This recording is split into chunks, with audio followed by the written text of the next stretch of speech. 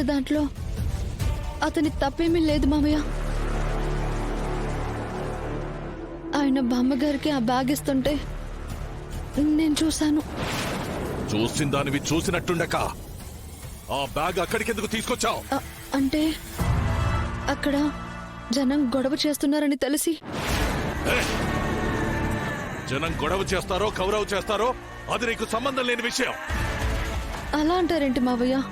అక్కడ జరిగింది మీడియాకి తెలిసి పేపర్లలోనూ టీవీలోనూ వచ్చినట్టయితే అది ఎమ్మెల్యేగా అత్తయ్యకి ఎంత చెడ్డ పేరు తీసుకొస్తుంది. అత్తయ్యకు ముందు నా పెళ్ళాం. దాని బాగోగుల గురించి నేను చూసుకోలేనా? నువ్వెవరే మధ్యలో?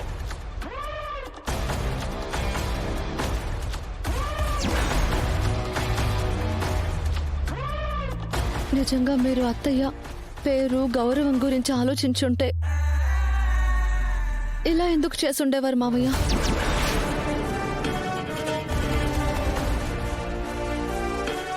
వయోవృద్ధులకి వికలాంగులకి పంచాల్సిన డబ్బు ఇలా దాచేయటం నేరమే కాదు, పాపం కూడా. అది మీకు అంటకూడదని నేను ఈ పని చేశాను. అసలు ఇదంతా చేసే హక్కు నీకెవరిచ్చారు? హక్కు కాదు మావయ్య, ఈ ఇంటి కోడలిగా ఒక బాధ్యతతోనే ఇదంతా చేశాను.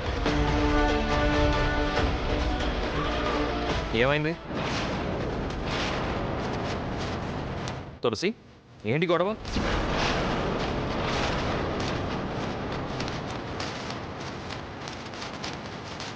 జరిగిందంతా సిద్ధు గారికి తెలిసిందంటే ఈ బసవరాజు గారిని ఖచ్చితంగా నిలదీస్తాడు.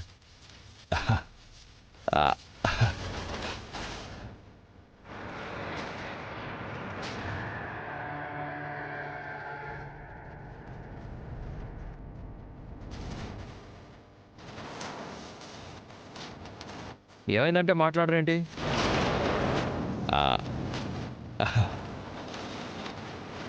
ఏం లేదండి,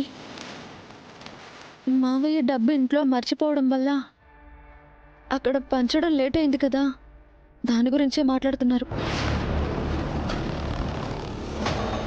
ఓ పర్లేదులే నాన్న, టైంకి అమ్మ తులసి వచ్చి కలెక్టర్ గారి ముందు మన గౌరవం కాపాడారు.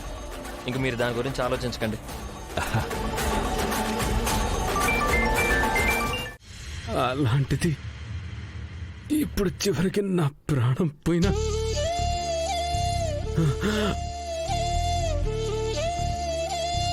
నా జాను నాకు దగ్గరగానే ఉంది.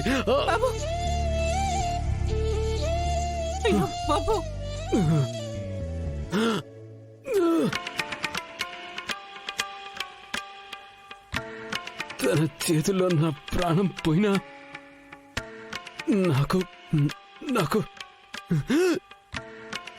సంతోషమే.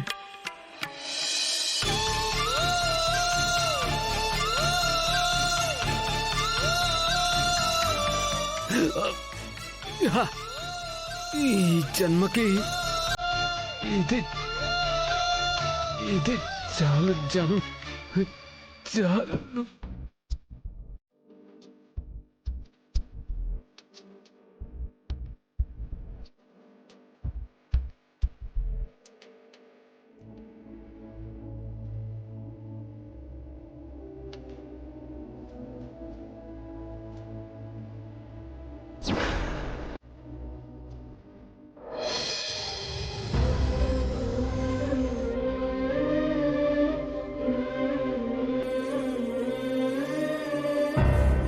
జై బాబు, బాబు, బాబు.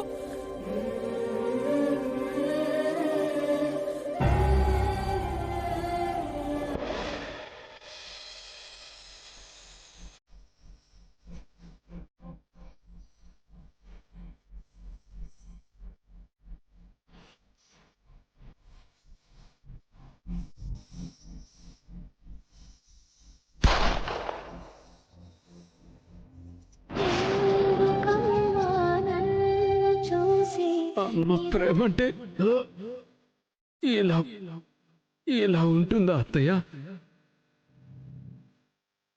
ఒకవేళ నేను చనిపోయినా ప్రాబ్లం ఏం లేదు కదా. అసలు ఏ దిక్కు లేని వాడికి అయ్యో బాబు, జను ప్రేమ దొరికింది. నాకున్న ఇద్దరు కూతుళ్ళకి రాజకుమారులు లాంటి భర్తలు రావాలనుకున్నాను. అతను ధనంలో రాజకుమారుడే, కానీ నిన్ను ప్రేమగా చూసుకోలేకపోయాడు తల్లి.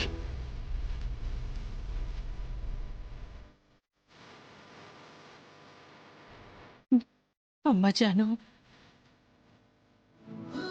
నా పుట్టింటి వాళ్ళు ధనవంతుడైన అబ్బాయినిచ్చి పెళ్లి చేస్తానంటే కాదని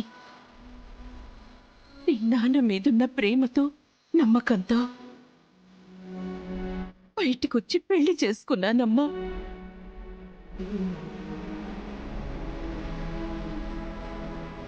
నా జీవితంలో మీ నాన్న సుఖపడిన రోజుల కంటే సంతోషపడిన రోజులే ఎక్కువమ్మా.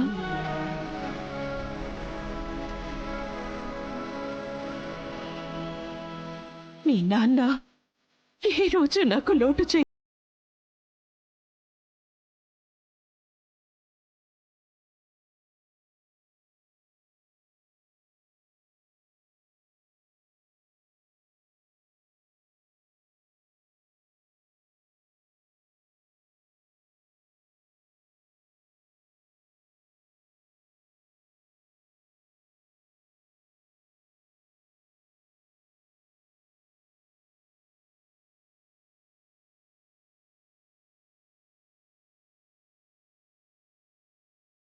ఏమో నాకేం అర్థం కావట్లేదమ్మా.